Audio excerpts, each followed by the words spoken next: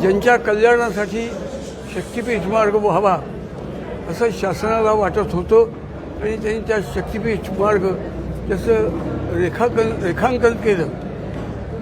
त्याला लोकांच्यातनं विरोध झाला. विरोध झाल्यानंतर शासनाने तो मार्ग बदलला. त्यालाही लोकांचा विरोध घ्यायला.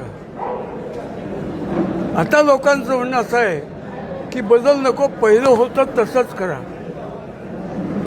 या मुद्द्यावरती सांगली, सातारा, कोल्हापूर तिन्ही जिल्ह्यातल्या या शक्तिपीठ मार्गाच्या संबंधातल्या सगळ्या शेतकऱ्यांना मतदार कल्पून प्रत्येक जिल्ह्यातलं मतदान व्हावं आणि मन निर्णय करावा. दुसरी गोष्ट की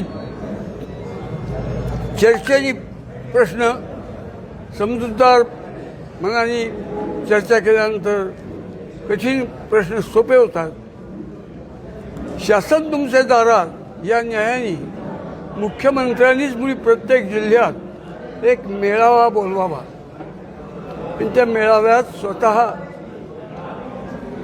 भूमिका मांडण्यासाठी स्वतः यावं आणि लोकांनाही काय मांडायचे ते बोलायची संधी द्यावी. त्याच्यामुळेही ही समस्या सोपी होईल.